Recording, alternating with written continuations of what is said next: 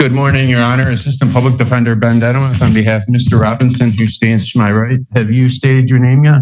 No. Can you state your name, please? Terrence Robinson. My mother's present. Well, And Your Honor, today's date types up for preliminary examination. At this time, the people are unable to proceed as to count one and would ask that this be remanded on count two.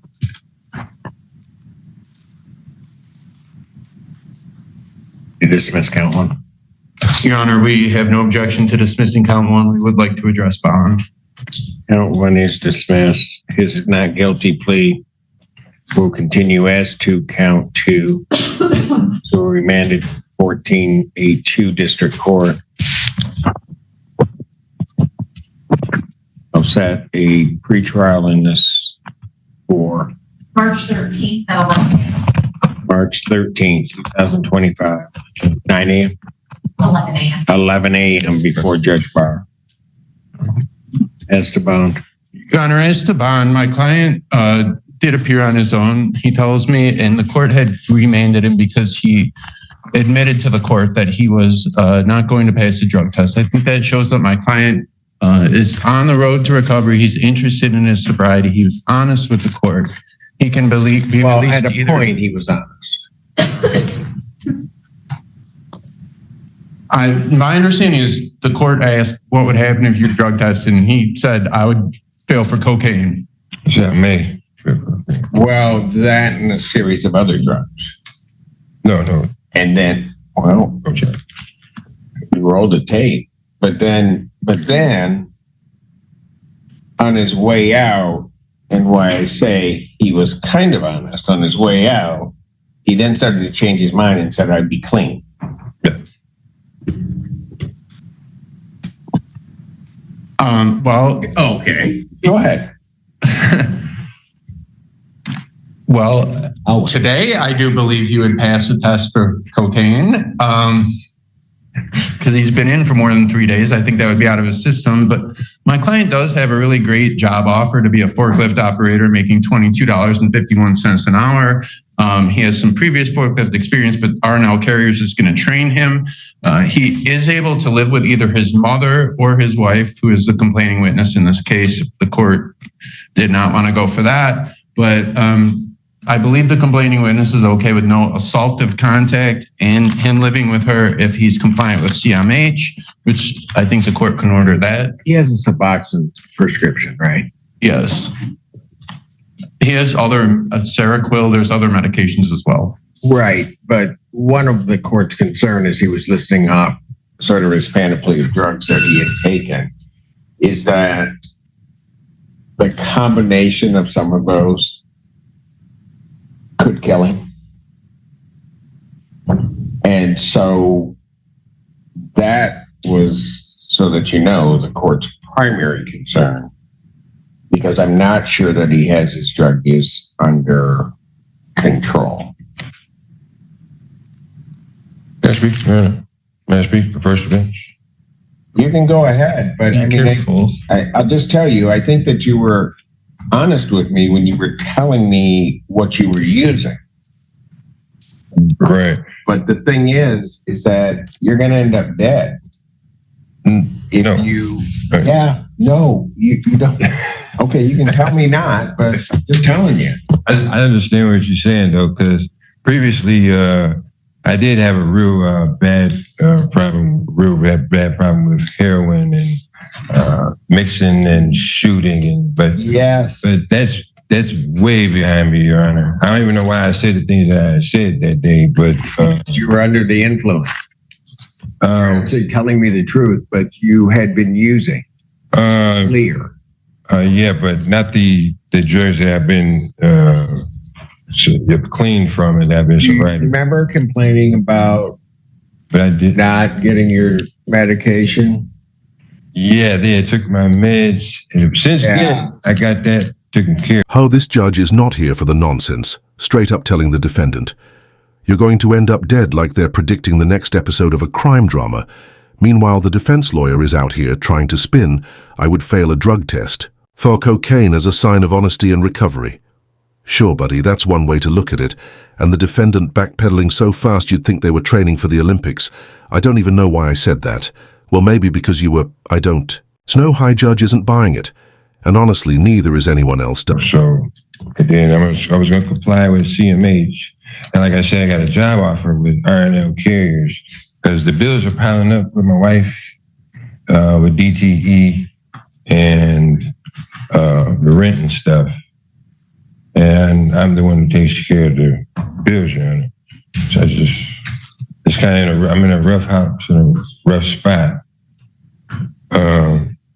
But I assure you, Your Honor, if you do give me back the PR, I will respond. Of course, I will respond to whatever you have me drop or whatnot, because I do meetings online in recovery with my peer coach and things. Other than that, I do paint and stain mastermind, just my company, and I do painting. I'm actually in the middle of a drywall job. And I'm finishing up as well, but yeah, the bills are behind and stuff. Your Honor, I just throw myself at the mercy of the court. I miss my family. And if you die, they're going to miss you. I'm not going to die, Your Honor. Yeah, look, I don't know how you tell me that. Yeah, I wish you could see how you looked when you came in. You were a mess. Yeah. Yeah. You were telling me all kinds of things, and then all of a sudden, when I asked you what would show up in your system, and maybe Mr. Denworth is right. I give you credit because you started listing off a bunch of drugs. Then you started talking about self-medicating. You were just talking. Yeah. Yeah. I apologize, Your Honor. Like I said, it was a struggle for me to get my meds back. However, CMH, I was able to get a hold of them. They were able to get my meds over to, starts with a G. And it's a very low dose of Suboxone. But okay. It's a low dosage until you start mixing it with other stuff. Yeah, but I'm not doing that, Your Honor. And I'll be compliant with whatever drug test, Your Honor. That's so far behind me. I don't even know why I said that, to be honest with you. Because said what? I honestly feel like I would have dropped clean the cocaine, to be honest with you. I don't even know why I said that. But I was under a lot of pressure, and I couldn't believe that I was even being, locked up in the first place because, I've never had any violent type of anything on my record like this. So I'm the one who called, the cops to try to help me so I can leave. But since then, like I told my wife, I said, we got to do some counseling. Here's the thing. And I won't see it. You can present, I think, a plan in place to Judge Barr about what he's going to do to try to ensure, in great part, his safety, his lack, or he's not using some way lashing out in a violent way, because I think it escalates to that point with you.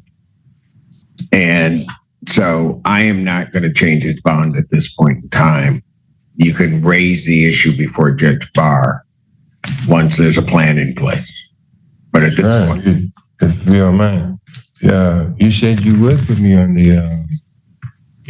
You said next time you see me that you would put me on the tether, and I said I will do the drug drop for you. Remember, because I was like I don't know that other judge, because I was like he's making me guilty, right? Before I'm even seen guilty, he's put me on. Oh, I remember everything. Yeah, that was the first time I ever seen that, so I was in shock. And I said, Judge, now, if you put me on a PR. Oh, look at this courtroom therapy session where excuses flow like a broken faucet and reality checks get handed out for free. The judge is basically babysitting an adult who thinks listing his drug history like a grocery receipt is a sign of honesty. I don't even know why I said that, buddy, neither do we. Meanwhile, the judge is out here reminding him that mixing substances like a mad scientist isn't exactly a life-extending strategy. And the best part, am I going to die? Oh, I don't know. Maybe playing pharmacist with your own body isn't the brightest idea, but sure, let's pretend like job offers and drywall projects magically erase reckless decisions. Send me home so I can go to work and take care of my family. I will be compliant. I will drop for you. I don't do drugs, John. I don't. Understand. It's not my issue, really, with you. My issue with you is there's not a plan in place. You've gotten yourself to the point basically you're out of control. And all I'm asking and all I'm saying to present to Judge Barr is a plan in place that has its treatment component. You're back in touch with CMH, correct? You need to work with them to get a plan in place that sort of lays everything out for you. Well, that was the thing. I had one in plan. What they did was they wrote down the wrong address that I had signed for. Robinson? Which was Robinson. If you don't want to let me, You want me to get That's right. the video and just play it so you could see yourself? Your Honor, No, really, Mr. Robinson, you need to. I need a haircut. I know that. What? I need a haircut. I know that. I know I look bad. But like I said, I don't do drugs. I'm It has clean. nothing to do with I your take care of my haircut. family, Your Honor.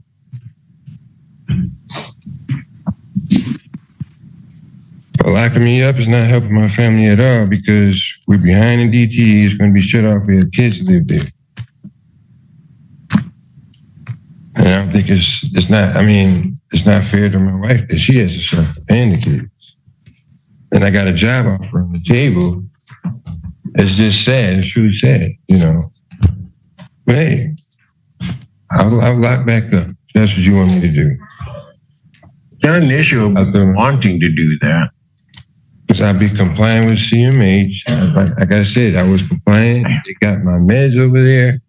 Very low dose of Suboxone, in which I really don't even really need them. I just want the boost bar. See? And that's where the problem is. They're not going to be just giving you stuff that you don't need. Ma'am, what do you want to tell me? That he was trying to get into the lighthouse facility we had around November, but they were full. They said that they were calling back. They had an empty day. So I don't witness that he was trying to get into treatment. I don't doubt any of that. I don't doubt that he may have realized that he was spiraling, but he had gotten himself to a point that I think, were you here that day? I don't know. But I'm just going to tell you, he had gotten himself to a point that he was sort of way beyond where he needed to be at that point. So if they had offered him a bed, then, you know, I will leave his bond where it is. I will indicate that he can be released to inpatient. So that if a bed does become available, that he can be released to that program. But Your Honor, the reason that I was going to inpatient is because I couldn't go home to my wife. That's my. You know, I couldn't go home to my wife, so that's why I was going into treatment. I said, that's the only way I can have a bed and be able to go through this trial thing. And that when I really don't have a drug problem, Your Honor, I really don't. Yes, you do. You do. I have a mental disability. That may come along. And I am being treated. But you have a drug problem too. And I've been being treated for that. Mom, what did you want to And say? I go to work every day. Sir, you're his mother. What they're not looking at is Terrence didn't grow up just to have a drug problem. Terrence has been in a car accident, hit walking down the street with brain damage. This is where his problem relies at. So they started him on, I took care of him for 6 months while his leg was broken, his head was gashed. He has, and that started his problem. The doctor started putting him on Vicodin. He kept double dosing him. And this is how his drug happened. If you go back. Ma'am, I'm just going to say this. I'm not. Denial with a side of self-pity. The judge is basically spoon-feeding reality, while the guy is doing Olympic-level mental gymnastics to avoid admitting the obvious. I don't have a drug problem, Your Honor. Yeah, sure. And the sky isn't blue. Then there's the classic move locking me up isn't helping my family. Ah, yes, because the real villain here is consequences, not the choices that led to them. And let's not forget the emergency priority dude needs a haircut. Yeah, that'll really turn. Things around the judge is out here trying to set up a plan, while this guy is just setting up his next excuse. He needs a doctor and not all this other stuff. He needs a doctor. Ma'am, thank you. I'm concerned about where you are when you showed up here. I was All right. struck. Couldn't go home. Let's just listen, Mr. Rob. How it got to this point for you is almost secondary in a way. And that's because you are where you are right now. I want you to get help with your drug problem so that then other issues can be dealt with. But you're not there right now. And that's the problem. The worst thing in the world, and I'll be blunt with you. Okay. Given how you were here that day, telling me what you were telling me, if I let you go right now without any treatment, I'm going to have your wife and your mother putting you in a coffin and burying you. No, don't shake your head at me, because that's what's good. Because you were that out of control, Mr. Roberts. All right. I'm not doing it because I hate you. I'm not doing it because I dislike you at all. I'm not doing it for any of those reasons. I want you, and I believe in your heart you want to take care of your family. I really do. But you got to be in a position to do that. What I'm going to do is I'm going to continue his bond. I will allow release on a PR to inpatient.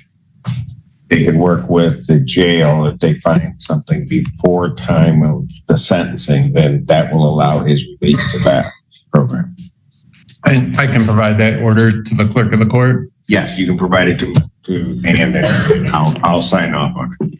Thank you very much. All right. Thank you. All right. Thank you, Honor. You're welcome, sir. Out here dropping truth bombs like a reality check sniper. If I let you go right now, your family's going to be planning a funeral, ouch. But also, where's the LI? Meanwhile, Mum is spinning the greatest hits of, it's not his fault, completely ignoring the fact that accident or not. Her son is currently free falling into disaster. The judge isn't sugarcoating anything, just laying down the facts while everyone else is busy making excuses. And yet somehow this guy still thinks a haircut is his biggest problem. Priorities, man.